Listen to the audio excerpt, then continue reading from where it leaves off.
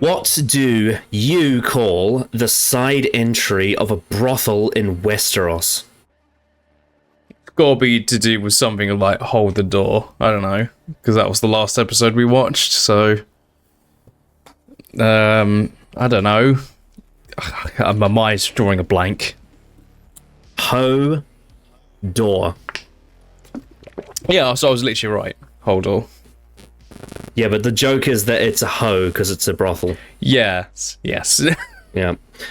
Hello and welcome to day 12 of the Genesis of Androzani Advent Calendar for 2024. We are here for Game of Thrones Season 6, Episode 6. Oh no, it's the devil episode.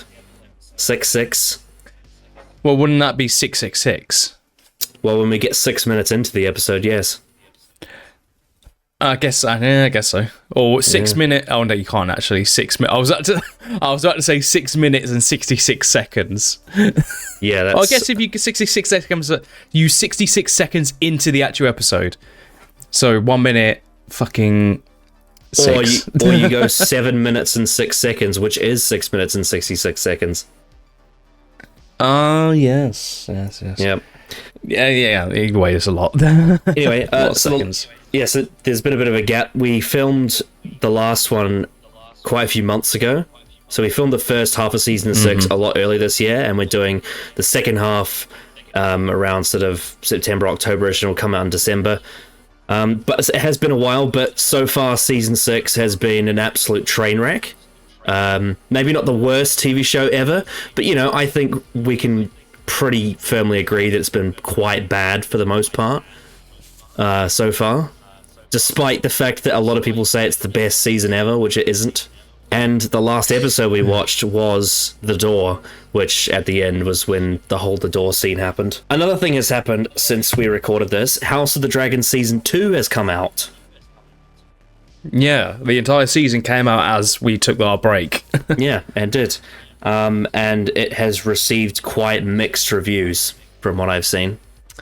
Although what I've seen, it's had very good reviews until the last episode. I literally know nothing about it, so I have no idea. I've heard that episode 2 of season 2 is a masterpiece, and then after that, there's ups and downs for the entire season. And apparently George Martin's not happy with the changes they made to the source material, so that's a bit concerning. It can be concerning. It can be, but can be. Yeah. Doesn't mean it is, though, but we'll see. We'll see when we get to it. I know that some of the people who've read Fire and Blood, the book, are a little bit pissed off at it, but at the same time, this is a bit of a thing, because it's funny we talk about this because we're literally on season 6 right now. I guess it was more relevant to season 5, but same difference.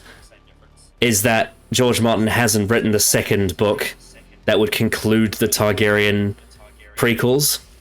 And so the show has to do something different because it's going to have to tell a story that's not... It doesn't have source material. And so the main Game of Thrones show also did this with the end of Season 4 and Season 5 by changing things going into the story as it goes on for long-term reasons. However, the way Dave and Dan did it was mostly very bad.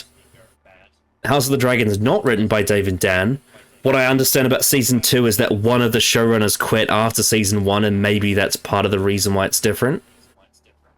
Because Season 1 was, like, for the most part, pretty highly regarded. Apart from maybe 1 or 2 elements.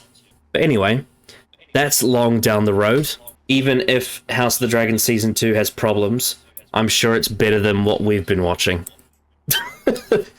That's something I will say. I've just really enjoyed this season thoroughly. What actually, since we watched the last episode, I went on holiday to Italy, and Game of Thrones was brought up, and I was talking about, I'm in the middle of season 6, and I really don't like it. And as always, I'm called that I hate everything. You know, the classics. Yeah, well, that's not true. I'd like it if it was good. Well, that's not true because seasons 1, 2, and 3 are amazing. So, whatever. Yeah. And then season 4 was amazing until the last episode. Yep. So, Yeah, absolutely, definitely, 100%. Bit of a plug here. If you want to see things that I say a lot of positive things about, unlike Game of Thrones season 6, I have been doing reviews on Album of the Year, which is like Letterboxd but for music, and I've reviewed. At the moment, I think today I reviewed the count is now 285 albums, which is a lot of music. So that's cool. You can check that out. That'll be in the description now, along with Letterboxd, Serialized, Discord, Twitter, Patreon, all that good stuff. Blood of my blood. Anticipations, thoughts going into this. Because it's been so long since we did the last episode, my mind, in terms of what's actually happening, other than Hodor dying, and obviously Bran escaping from, the cave that easily got into by all the skeleton monsters, I don't know where we actually are. That's one way of describing it. The skeleton monsters.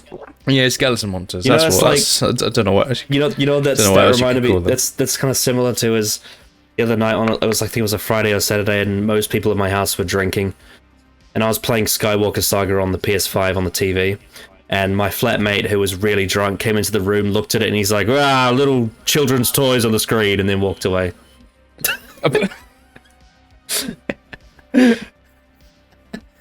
How much did you buy that game for? Because it's free. Look, it's free. Oh, good. I wouldn't want to pay for that. No, I didn't pay for it. It's one of my friends has PS Plus or whatever. Okay. So it's free for this month or whatever. So logging into his account, I downloaded it onto the console. How have you found the fact that the story seemingly skipped over many points, and you're not actually playing a lot of levels? Yeah, it's weird. It's the main feature of the game is the worst part about it.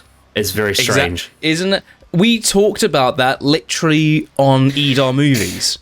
I think it was either the first one or the second one we mentioned it, or it was Arcane. I can't remember, but we talked about it briefly. How I watched Smaller play it, and the game just seems like it lacks a lot of content in terms of what I would actually want to buy it for. I really enjoyed the puzzles. I did a lot of those. I don't remember the puzzles. There's like over 700 of them. Some of them are a bit repetitive because you're bound to get some of that are very similar. But I enjoyed those. The missions are okay. They're not amazing. They're a little bit too collecty, a little bit too just travel and get items. There's a few really good levels in the story mode, but they're too short. The levels are way too short, and they're way too easy. It's weird. The combat's definitely better than the old game because it's not just a ground and pound. You actually have to put in some effort. I like aspects of the game. I think the graphics are amazing. But the main feature of the game, that being replaying the films in Lego, apart from a few of the really funny cutscenes, which are admittedly really good, it's just really short. Like, it's just really, really short. And you also can't replay certain aspects. You can't replay the open world aspects that go in between levels. Yeah, you can't do that. That's really stupid. You can't replay the missions. Like, you can't replay the boss fights, like the crate dragon, for example. You can only kill it once. You can't keep doing it over and over again. That pisses me off. So a lack of replayability with your unlocked content your save. That's right. I hate that. It's real dumb. Yeah. Obviously, the roster is insanely massive, so I don't have anything to complain about there. There's so many characters, arguably too many in some respects. My favorite cutscenes are the ones that take the piss out of the films, especially when they take the piss out of the bad stuff. So I think the way they handle the Anakin Padme romance in Lego is hilarious. It's very funny. I also think the way they handle Kylo Ren is also really funny. Like how they constantly in TLJ they make fun of how he's got his shirt off, and he just has his shirt off for a whole lot of that story. So there's some really funny moments, but it's I also do like, the other thing I like is that you can phase between different areas. So if you're in completely different parts of a level and there's different characters on opposite ends, you can change where you are. And when you're in free play, you can choose any character. It's not just like the old game where it's like a list of 12 of them. And if you're stuck and you need something, you can go into the shop and buy one and immediately become the character as opposed to restarting the level. So there is some great utilities in there that they added. It's a frustrating game because I really want to like it, but I think the puzzles were the part that I really enjoyed the most, which is weird because that's supposed to be like the extra stuff that's not as important. Getting back on topic, just to sort of remind you where we are at, and in the last episode we had that really stupid scene with Sansa, Littlefinger, and Brienne. Do you remember that? Ah, I remember now. Fuck Yep. that scene. That was literally the start of the episode, wasn't it? Littlefinger comes to the wall and tries to gaslight Sansa. And also remember how like Jon was stabbed and he didn't tell Sansa anything about it. Yeah. And also how Jon needs an army to fight Ramsay and Sansa's not telling him about the Knights of the Vale. In Bravos, Arya's watching those like plays. Remember the plays, like the and Richard E. Grant's Oh in god, yeah, that plot line. Oh my god. Yeah, she finally got out of that bloody musty old temple. She got out of the house. She actually did something. Yeah, so Jaqen H'ghar has handed her a vial of poison for Lady Crane. Then in Vaes Dothrak, after Dany saved the Dothraki with her naked fire nuke, or whatever the hell you want to call that, Jorah Mormont revealed he had grayscale, and she commanded him to go and get healed. Then in Meereen, we actually got a really good scene with Varys and Kinvara, the Red Priestess. That was actually quite interesting. Yeah, briefly. And then in the Iron Islands, we got that really stupid Kingsmoot with Euron saying he's gonna go fuck the Queen with his big cock, and he becomes the Salt King. And then Yara and Theon steal all of his ships, and he has to rebuild them with new trees. So that also happened. Now that I sort of remember, because I feel like I'll get back into the world as soon as we get into the episode. Just this season, this is not good. This is not a season that has a narrative structure that actually makes sense from what we've seen over the last 5 seasons. It is just, why do we have to ruin all the best characters for no reason? One other thing I forgot to mention, most of the comedy this season has been terrible. I don't drink until you do. I drink and I know things. God. The High Sparrow's still good, though. He's still good. Yeah, he's still entertaining, still fun to watch. He had that really good scene with Tommen, actually. Shall we crack into it?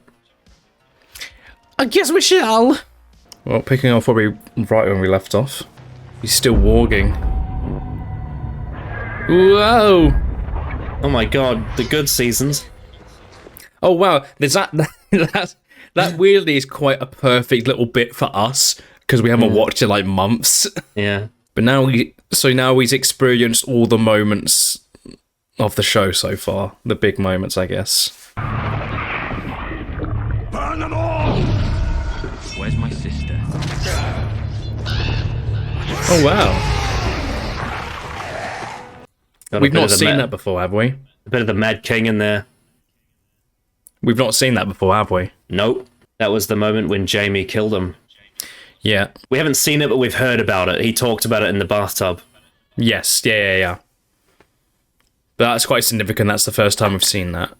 Which makes me think we might see that scene in full, maybe. That is something I would definitely like to see. Hard home. That is weird that it showed both Night King actors in the same scene. Yeah, because he's recast at this point. I mean, that's a way to deliver the line they found us. Please don't tell me this is the start of, like, Bran being insanely one note. My god, it's a cool person on a horse with a fireball. Fireball mace. Whoa! That was quite a cool stunt. Now, I know what that is. I can recognize him straight away. the dead don't rest. So he's been out here all this time since season 1. Yeah. He must be a really great fighter. It was nice that he found them. Yeah. I don't know how, but he has. I hope that gets explained. Well, it wasn't a very large piece of parchment. You didn't tell them where I'm really from. You didn't tell them I'm traveling. The thing is, my father doesn't like that. They're very racist toward wildlings. Those fucking wildling bastards. Those dirty wildlings. It's weird though, because I feel like Crasta and Randall Tarley would, you know, see eye to eye on a few things. Oh my god, it's her from Sex Education. Hello, Mother. I can't remember her name. I never thought it's... This is the first time we're seeing her, I'm assuming it is. Yeah. You're a woman now. Father says I have to marry Simon Fossaway. He has yellow teeth. That's and... enough, Tala. He's really fucking ugly. It's me, your grandmother. May I hold it? Yes, of course. It's quite nice knowing that the kid actually smiled. It's weird to see something so nice in this world. Yeah, it's just nice and pleasant, and the people aren't like horrible people. Well, for now. I mean, I guess we'll... Yeah, exactly. I was about to say, we'll probably get that a bit later. But at haven't least met- on the face of it... we haven't met the boys yet. No. Oh, we need to look at the lads. It was cleaned up, thank God.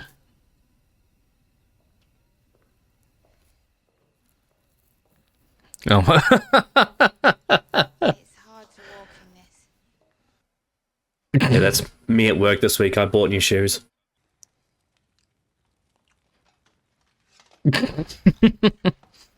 God. Love the awkwardness. She's not used to using utensils. No. Just use my bare fucking hands. Oh, that's a fair distance. Your father taught you to hunt. Our father would never teach us. I think our father could learn a thing or two from your father. That's enough of that. Yeah, well, he's dead, thank God, so. I do love a bit of buttered bread with a roast. Not fat enough already. That's the first line. That's his first line. Jesus. He risked his own life to save mine more than once. He's a greater warrior than either of you will ever be.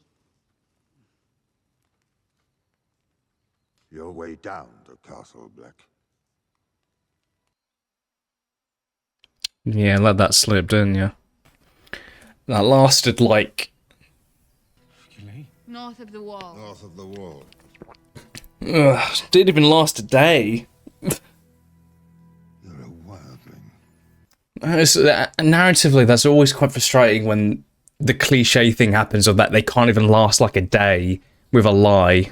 Been in our family for 500 years. It's Valyrian steel. Only a handful of them left in the world.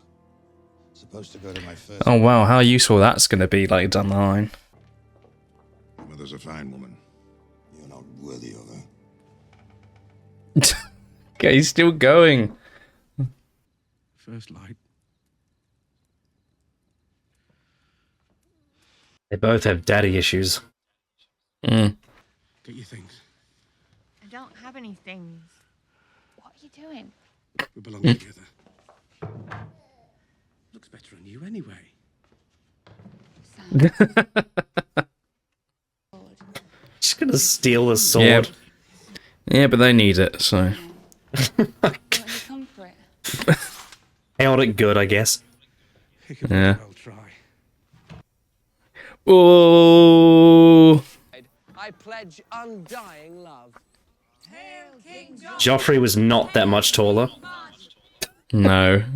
It was he was absolutely sure. And vengeance shall be mine. It's just so offensive. I die. I live. And she's very happy about it. It's very funny to her. Oh no! My golden lion. That's actually quite good being dead acting. Darkest day, my heart is full of sorrow. She's even doing the Cersei eyebrow. I do like that she sort of is taken aback by the fact that, you know, Cersei lost her son. That's a nice little detail. Ah, yeah. You beast! You beast! You killed my wife. I wonder how expensive Richard E. Grant was for this. Yeah. To act out an already terrible scene. Well, it's terrible in the show. Yeah, that's what I mean. It's not a terrible idea, it's terribly executed, Yeah. is the point. I give you Lady Craig. Woo! Wonder if there'll be a mix-up. Give this a good beating. Shake those fleas up. That's a dear. That crowd was shit.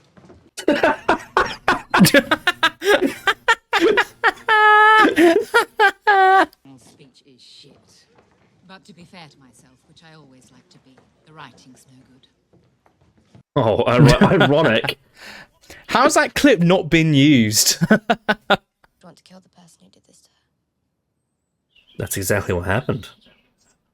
What's your name? Ah! Why should my ideas have any more value than yours? Simply because I've been doing this my whole life. Who's anyone to judge my work? This is my profession. I know what I'm doing. You have no right to an opinion.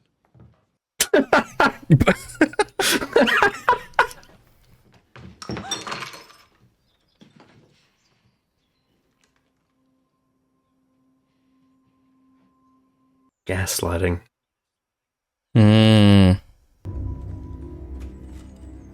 Uh-oh.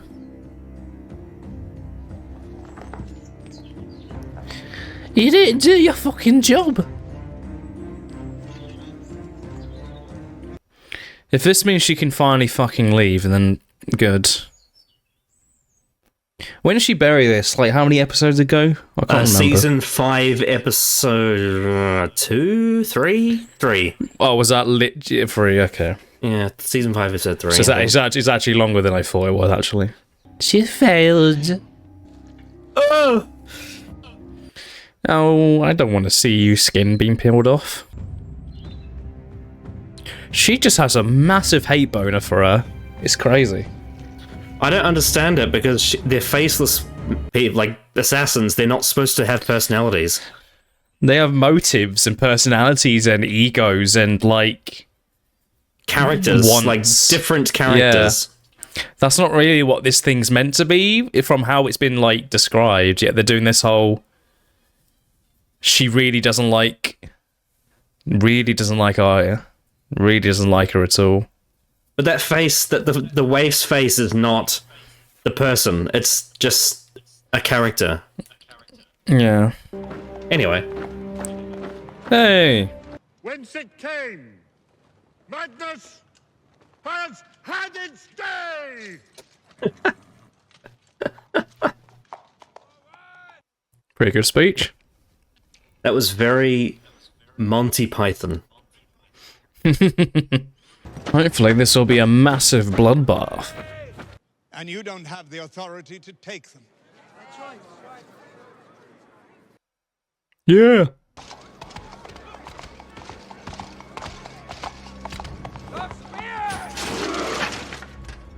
Chad behavior. That's why she was speaking that way.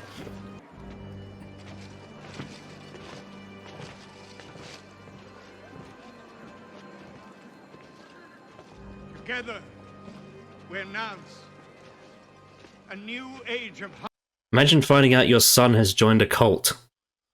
Yay!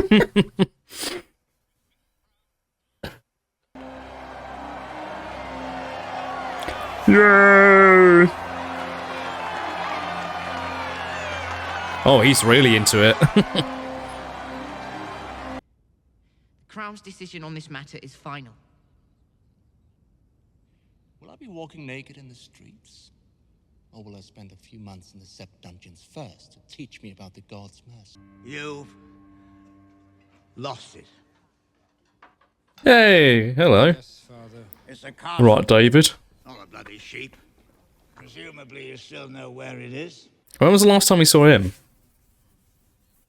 End of season 3. Wow. Got 10 times as many men as the damn blackfish. The palace siege for a year. If I want excuses, I'll put her in charge. Jesus. They're laughing at us. Cheer up, Lord Edmure.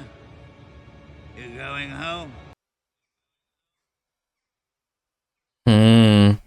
Apparently Walder Frey can't manage it on his own because he's 400 years old.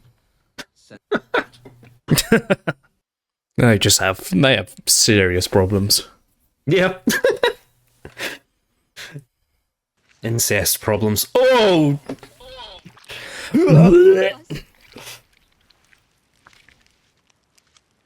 Have you not revealed who you are yet?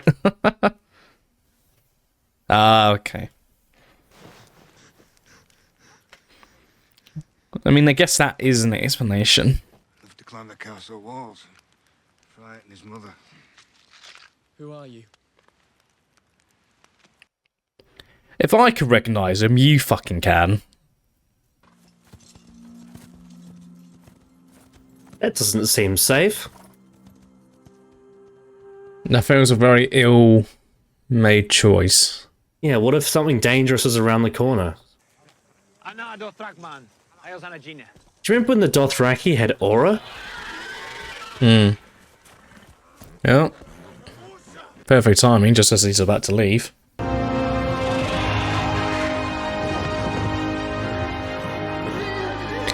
How many times have we had a moment exactly like this in the last, 2 seasons? Is this feels like the 5th time this has happened. I mean, it's better green screen than last season. It's very recycled. Why? Why we keep doing the same scenes over and over again every time with Daenerys? What are we doing? Just fucking get on with it! Fucking hell! God, I actually enjoyed that up until then. Bloody hell! All right, blood of my blood. Initial thoughts. On paper, I would probably say, is that probably the strongest episode of the season? I'd say so. I felt like it actually felt like a bit like an actual episode that had a beginning, end to. It was. Yeah. The word I would use is it was reasonable. Yeah, it was relatively structured. Every scene I felt like had somewhat of a purpose and had actual progression at times. Not every scene, but I think the majority of scenes. I feel like there was a decent overall narrative theme throughout every part of the episode. And then we got to the last 5 minutes where it was just recycled stuff we've already seen many, many times, where the characters just talk about things that we already fucking know. I don't know what the ending scene was meant to be. Has that dragon been lost? Has she just found it? Or are we just repeating shit we've already done many, many times? Her talking about, are we gonna take the Iron Throne? Are we gonna cross to Westeros? How many conversations have we had about this specific subject for 6 fucking seasons? It's so boring. Yeah. Other than that, I thought it was actually an enjoyable episode. Yeah, pretty much everything in that whole scene is just stuff we've had before, It was... That's what I felt like when they talked about how many ships do we need. Surely at this point, at this point. The only thing that it gave us is this is the first time Daenerys has seen Drogon since the end of season 5, and they did it in the most boring way. Right. It was just around a corner. All right. But it's like the speech is so recycled over what. It's like, does she have to keep hyping up the Dothraki so they don't get bored? Yeah, I don't know. I didn't like that scene at all. I thought that was stupid. Yeah, it's classic. Like, it's classic. He's about to leave to go find her, and then she happens to come back right at the time that she. It's just. It's so cliche and poorly done. It was also like weird that they made that the end of the episode as well, because it was such a damp ending. It feels like just how you can. Every season has this kind of episode where it has to end with Daenerys being on top in terms of like morale. Gotta put her. We always have to. Yeah, exactly. That's what it feels like. That's what it reminds me a lot of, like having to like put the least interesting part of the show at this point. It was like 2010's Roman Reigns. He's got to go over at the end of the show. Even though it's the most boring part, and then we have to repeat things over and over again with no actual progression. Yeah.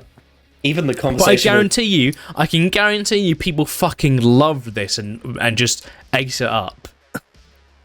Because the conversation with Dario Naharis is exactly shit we've had before with other characters. How many boats do we need? You know what they could have done is that how long would it take to get us there? They literally could have had Drogon turn up during the Jorah Mormont scene in the previous episode, and that would have been so much better. It's so boring. The only way that this works is if she has this like absolute certainty that, oh yes, it's my dragon, and I can sense it. Because if that was just something dangerous on the corner and she has no guards, that's just not a good idea. To just leave yourself unattended. Like, surely Dario would have said, oh, what if there's bandits or something like that. The fact that he doesn't question her saying that, it's just a bit, ugh. But someone should make a YouTube proof of it, but it's not her going around the corner to get a dragon, it's just her going in the corner because she needs to take a piss. And then she comes back and she's like, right, let's keep going. Oh dear. God. Yeah, I don't have anything else to say about the Daenerys scene. I thought it was weird. Dumb. Stupid. Yeah. Let's talk about Mira, Bran, and Benjen. Yeah, let's talk about those two scenes. I guess the most interesting part is the flashback to the king, right? Yeah, and the other parts of the show that have happened that have been pretty big moments. Seeing Ned beheaded. We also saw bits of like wildfire. I believe that's the name of it because I don't want to forget it. Yep. Yeah, being poured. We've not seen that before. That specific moment. So I imagine that's going to be a big plot point, maybe, because they wouldn't show it if it wasn't going to be important. To give you some context, when Jaime kind of said it in the bathtub, but the Mad King wanted to burn all of King's. Okay. He wanted to burn all of King's Landing with wildfire. That was his idea. We saw. I'm assuming that's. Well, it didn't go off then, did it? I can't remember if that actually went off. Because Jaime killed the Mad King and they stopped it. But we saw images of wildfire going off. So I'm wondering if that's a flash forward. Well, we've seen wildfire once before. That was in season 2. Yeah, but that was at Blackwater. sea. Yeah. That wasn't in that. Those corridors look like inside King's Landing. I wonder if that's a little hintsky. Potentially, it also could be the Mad King's vision of like what he's like. Could also be Mad King's. Yeah, it could be. It could be anything. But if I was to hazard a guess, that might be a flash forward. We also saw 2 Night King actors in the same scene, which is a bit. Yeah, awkward. we did. Yeah. We saw events from previous seasons, yeah. So, some of the whites from the previous episode caught up, and then they were saved by Benjen. Yeah, came just in the nick of time, but they did attempt to explain why. So, I'll give you a bit of book context here. There is So you remember when Samuel and Gilly escaped from Craster's Keep, and Yes. there was if you remember at season 3, Sam killed a White Walker because they got tracked down. Yeah. Yeah, so during that whole thing of them being chased by Whites from Craster's Keep to the wall, they're saved by a hooded figure called Cold Hands, and he helps them get to the wall, and then that's when they end up meeting, Bran and Hodor at the wall in that abandoned castle. But Cold Hand takes them to the wall and can't go past it because he says something about like, oh, the magic of the wall bounds me to stay beyond it. And then later on, when Bran gets to Bloodraven's tree or whatever you want to call it, Cold Hands is also part of that as well. So there was theories from the book fans that maybe Cold Hands and Benjen are the same person, but it was never confirmed. It was just a theory. But in the show, Cold Hands and Benjen are the same person. And this is it here. But yeah, this is the first time we've seen him since season 1. And he has clearly learned a lot about the Three-Eyed Raven and the children and the White Walkers and all that. And he was being turned into a White Walker and the children saved him with dragon glass. So he's a half-converted white. I don't know, would you say it's maybe a little convenient that he was there to save them right when they needed it? A little bit, literally, as like he's honing in on their location, and he could be literally anywhere beyond the wall. Yeah, there's an explanation, but it still feels a bit like there's a bit of luck involved. They were literally on top of them, and he came just at the right time before they get brutally murdered. And Bran just sits there. They found us. And it's just little hints towards season 8 Bran. That's the vibe I got from it. Yeah, now that he's like downloaded the Wi-Fi into his head, he's starting to lose his personality. It's beginning. We're getting little hints now towards the end goal, the end game. Just like when John starts wearing that ponytail. The man bun. Yeah. This season is like putting the pieces in place for the eventual season 8. Yeah. The quality is starting to go down, so yeah. Well, it started to go down before that, but we are starting to see things really start to like become real bad. Become scarily familiar. It's annoying, like that. This episode is the strongest episode of the season so far. Yeah. And at best, it's decent at best. Well, it's in another. There are things I liked and to praise. In the early seasons, this would be considered filler.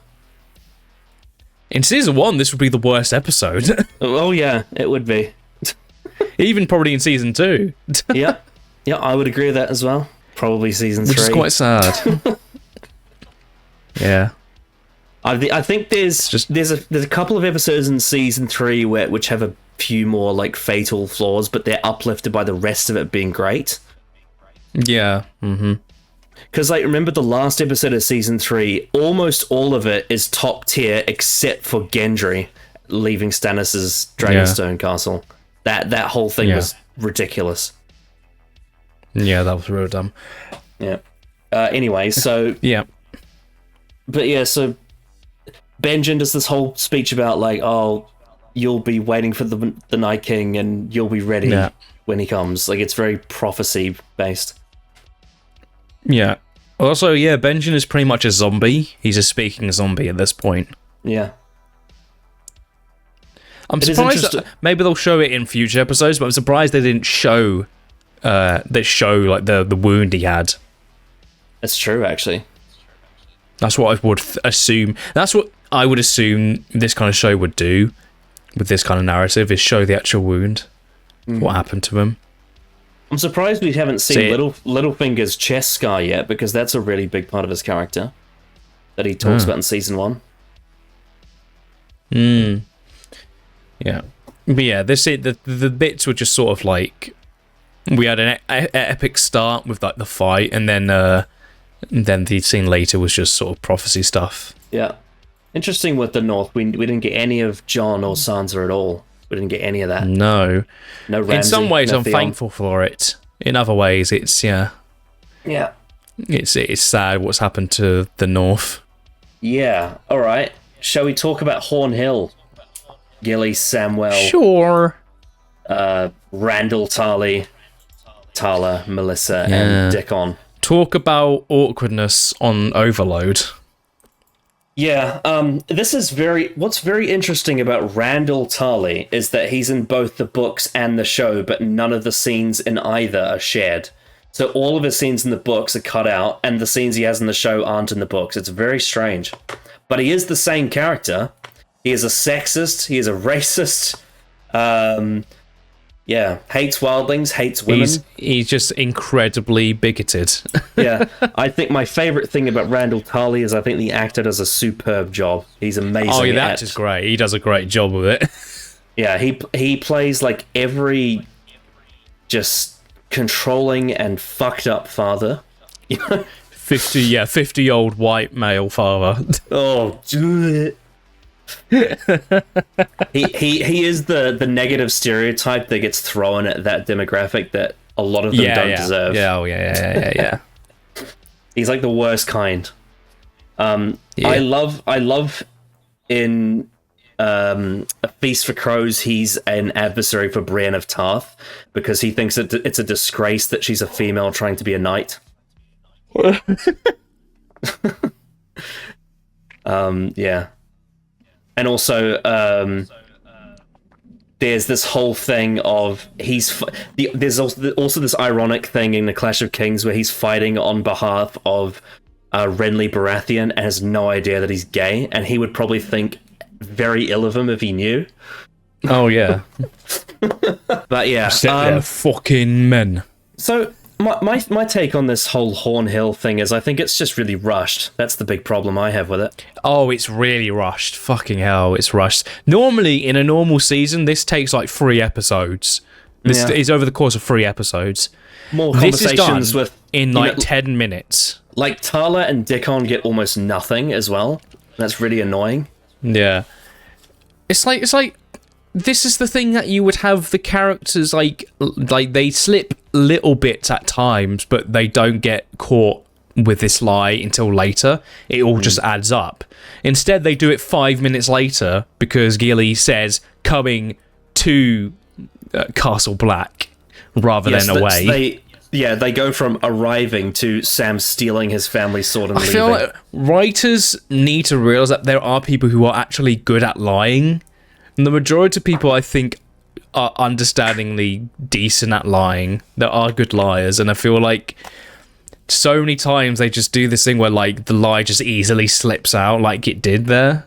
It's too easy to catch, and also they caught it too easily as well. They could have done is that they could have had Randall at first doubt Gilly, but eventually he sort of gets over the idea of her being because he already says he has the he assumed he was just a whore. Yeah, he could have doubted her at first, and then he could have like let it go, and then maybe Gilly does something that actually impresses him. But once he finds out she's a wildling, he completely drops it because he's so like biased. Yeah. Well, yeah, you can literally have her eat with her hands at first, and then she eats with a knife and fork or something, and then she does something else at another point. It's like you can absolutely stretch this out naturally.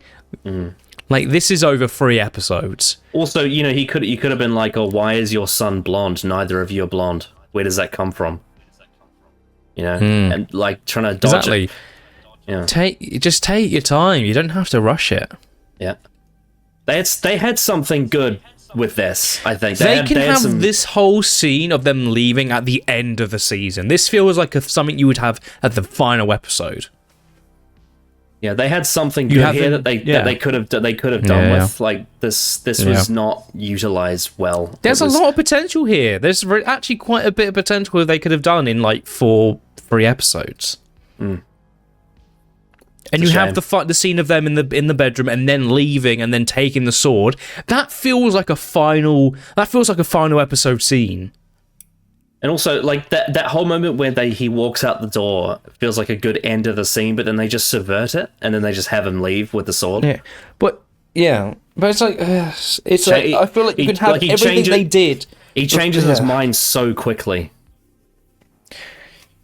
We don't, but I like the idea of that and him taking that change and like actually like growing. But that should be coming after like 3-4 episodes of them having to spend time here and them having conversations about, you know, the place they're in, and then them leaving.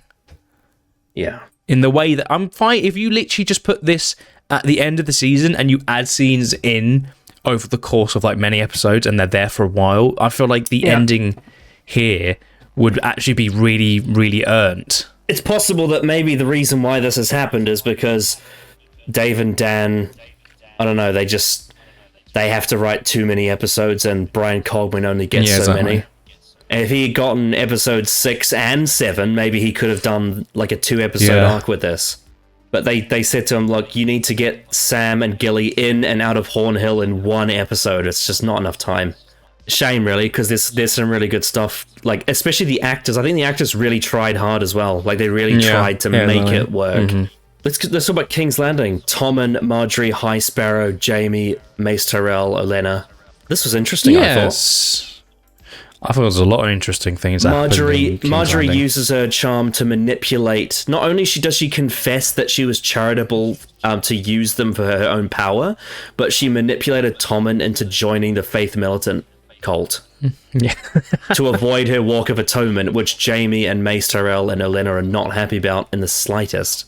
And I love that last look that the High Sparrow gives to Jaime, like, yeah, fuck you, I won, you lost. Yeah. That was already well done. It's great because recently I watched a film called Brazil and Jonathan Pryce plays the main character and he's so good in that and I was just very delighted to see him again. He has a romance in that film. It's the fucking funniest thing ever. Because like the woman is like a really like macho kind of very masculine girl and she's like very like, you know, cool and suave, and Jonathan Pryce's character is super just awkward and like, I love you, oh I'm so sorry, I love you. Like he's very whimsical about it. It's great. It's a great film. It's all about cause and effect. Ooh, love that. Yeah. I mean, not to spoil the start of the film, but basically what happens is a fly gets trapped in a typewriter, it changes one letter of someone's name, and the entire plot changes because of it. And he's at the center of it, and he's great. And it's from the 80s, so it's when he was younger. But now here he is older, and he is a priest, and he has seduced the king. There was also that scene after with Jaime. I really liked the scene with Jaime in the Red Keep with Tommen, actually. Where Tommen is saying, you must go to the Riverlands, you know, under my command, and Jaime says, you do not have to, you do not have to follow what the High Sparrow says when you're sitting in that chair, like reminding him of his true power. But Tommen is so sworn to be a good boy for Jesus or whatever. But I just loved it because it is like a father talking down to his son, but he can't get away with it because his son is the king. It's an interesting dynamic when your father is serving you, you know, legally speaking. And then, of course, the scene with Cersei happened as well, which was all kinds of deranged. I thought all of this was really, really cool and really well done. The manipulation was very well done, as always. Yeah. And I thought, I think the standoff in public and her not actually doing her Walk of Atonement was actually really well done and a very good reveal. Yeah, I have thought, apart from the first time Jaime meets the High Sparrow in the Sept of Baelor earlier, for the most part, I feel like Jaime's been a bit of a spare part in season 6. But I thought I thought in this episode he actually shined. He was quite good in this one. They actually gave him stuff to say and you know actually be a character. Yeah, and also thematically as well, we saw the flashback to when he killed the Mad King, and now he's defying the king again, but this time it's his own son. Yeah. And what's fascinating is that we saw Tyrion doing the like he talked back to Joffrey all the time, but now Jaime's talking back to Tom, and it's like it's interesting the dynamics and how that all works. Super good stuff. And then this linked to the other side of the Riverlands plot, and that is with the Freys. And Walder Frey appeared with his family, and Edmure Tully was taken out of his chains. He's looking rough and haggard. But yeah, once again, David Bradley is just perfect in this role. He's do so no fun wrong. to watch. Yeah, spanks his daughter's ass like an absolute disgusting. Jesus Christ. Oh God. Actually, that's probably his granddaughter. Thinking about it, I don't Probably, know. yeah. That family tree is like all the branches touch each other, and it's very disgusting. But yeah, The line of him saying, "I'm not dead, unfortunately for you." That's such a good line. Yep, and I will not rest until that fucking castle is mine. And he's saying like how the Blackfish won't yield, but they're going to try and use Edmure to make the Blackfish yield. So yeah, the dialogue for him is always so good. So now it's going to be like a two-pronged attack where the Freys and Jaime are going to try and take the same castle, which is actually really interesting. That's very interesting. And knowing what the Blackfish is like, you can tell he's not going to be interested in either of them. No. You killed Robb Stark, and you're a fucking Lannister. I anticipate the meeting of Jaime and the Blackfish with bated breath. Especially because they both have a strong connection to Catelyn Stark as well. That probably helps. Then after that, we go to Braavos. Yeah. Arya is supposed to poison Lady Crane, but then she finds out that she actually quite likes this woman. And so she gaslights her into thinking that the younger girl that she's doesn't like tried to poison her. On top of that, Richard E. Grant is hilarious. Yep, he's funny. He's brilliant. The crowd is shit! He's what I love about his character is that you can tell he's been in this job for too long and he needs to retire. Because he's just so jealous of these upcoming... she's jealous of the other stars. Like, oh yes, they love her.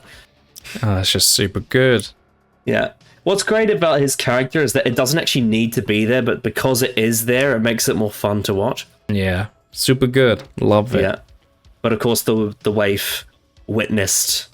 I think the part of this that I wasn't so keen on was the whole waif Jack and Hagar part of it. Because it's just... Oh, yeah. It's easily the worst part. Lady Crane and Richard E. Grant were cool, and I liked that. Mm-hmm. The detail of Arya actually taken aback by the thought of Cersei losing her son was actually a really good detail that I actually really appreciated. Feels like that's the most like understandable part of characters she's had in like ages. But yeah, it's this whole plot is just so strange. If I'm not mistaken, I believe the actress who plays Sansa in the play, the one that Arya says tried to poison Lady Crane, and I think also what was interesting about the scene is because you saw her mimicking Lady Crane's lines because she's trying to shadow her and become like her and take her place. Yeah. Is that I think Arya spotted that and thought, oh yeah, that would be a convincing... Yeah, that's a good bit of detail to put in there. Yeah. It's like, oh yeah, well that's believable because surely someone has spotted that there's some jealousy there. I believe that actress has played extras in other roles. Like, I think she's been in a few of... I think she may have played a whore character at some point in one of the other cities, but I'm not 100% sure on that. But I feel like I read that somewhere. Like, she's been in the show before. Okay. Yeah, some of them get put into different roles all around. Thankfully, my mic has a filter on it because there is things going on in the next bedroom. Oh, dear.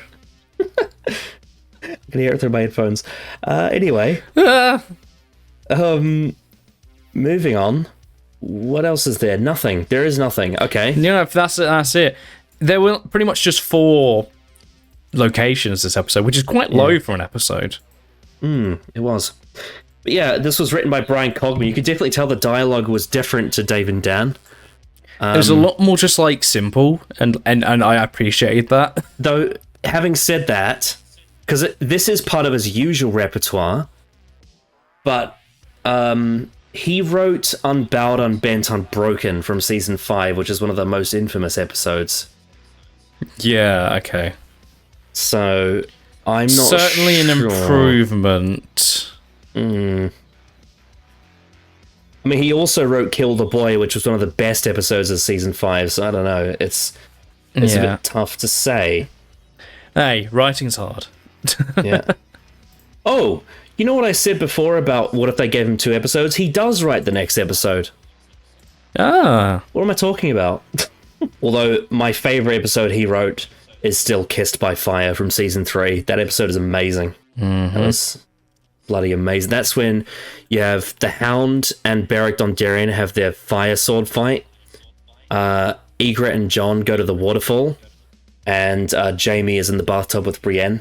Yeah, there's other stuff as well. It's a great episode. It tends to be a more sort of character focus. Oh, the other scene from the episode was when Robb executes Rickard as well. That's also a great scene. Yeah, and also that's when Jaime arrives at Harrenhal and Roose Bolton's like, oh, and your sister is fine and well. I miss Roose Bolton. Remember how he got killed this season and it was stupid? Yeah. The direction was by Jack Bender. Solid job. I think one of the best shots I remember from the episode is the moment that Randall figures out that she's a wildling. It like zooms slowly on his face. It's very good.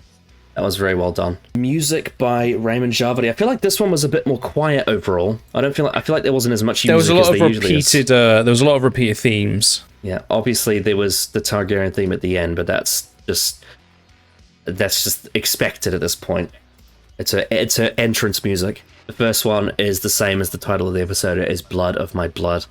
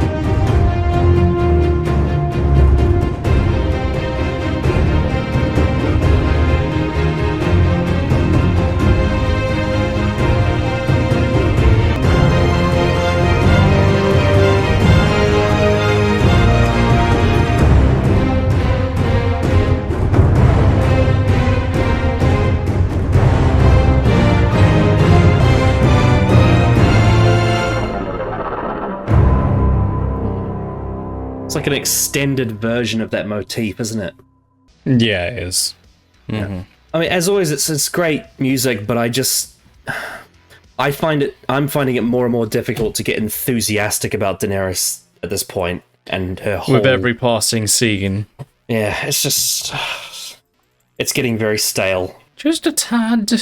And it's good music, but it's not transformative enough to overpower the scene and the storyline to the point where it makes enough impact for me to have the scene improved by it. Does that make sense? Yeah. Yeah.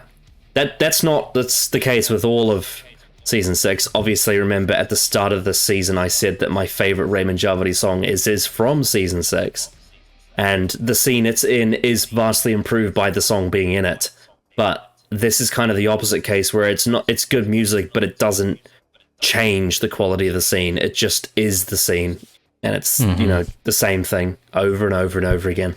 The second track we're listening to is called Service of the Gods.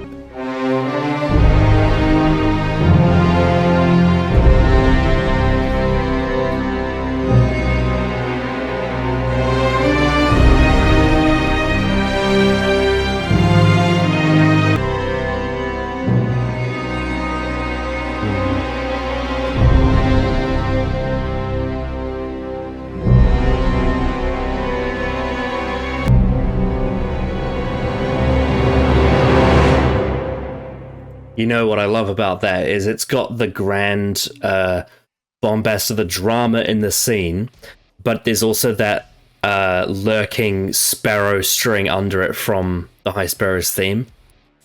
Kind of being like, he is the bombast of it is the people of King's Landing witnessing this great hurrah of the king and the faith joining hand in hand, but under it all, the High Sparrow has manipulated this whole situation.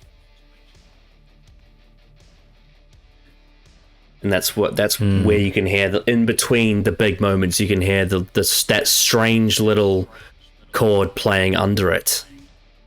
And that's a detail I love about it. Viewership. Last time for The Door we had 7.89 million. This time it has dropped down to 6.71. And the reason why this is because in America it was Memorial Day holiday. So less people were watching TV. Give your conclusion and rating out of 10 for Blood of My Blood.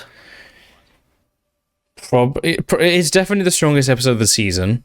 There were actually some decent things I could praise, and there were things in this episode I actually thought served a really good purpose. But the last 5 minutes is just shite, unfortunately. So I would say I'm probably gonna give this I'll give it a 6 out of 10. Just. It was that or 5.5. I think I enjoyed it enough to give it a 6. and thought it was relatively strong in areas. I was thinking exactly the same lines, 5.5 or 6. Yeah. I think I'll go 6 as well. I think there were some really good performances in the episode. Like, the acting was really, really strong, and I think that really carried a lot of those scenes. But you are right, the Daenerys scene was stupid. The Jack and Hagar and Waif scene I didn't like. And the Horn Hill stuff was rushed, which really pissed me off because there was good stuff going on in there. But King's Landing was really strong. And the Bran Benjen stuff was alright, I guess. It could have been better. Like, Benjen's return was a pretty big, hyped up thing throughout the show. And it happened, but I don't know, just... but then you get Walder Frey. That was great. That whole scene at the Twins with Walder Frey was awesome. And the setup for the whole Blackfish face-off, Cersei, the Tom and Jaime scene was great. The High Sparrow was great. It's not quite what I would consider Game of Thrones standard, but for season 6, it's the best one so far. Will we get a better episode before the end of the season? I really don't want this to be the peak of the season. Well, next time on Game of Thrones, we have episode 7, also written by Brian Cogman, and it is called The Broken Man. The Broken Man. Your anticipations for The Broken Man? Oh, God, I don't even know.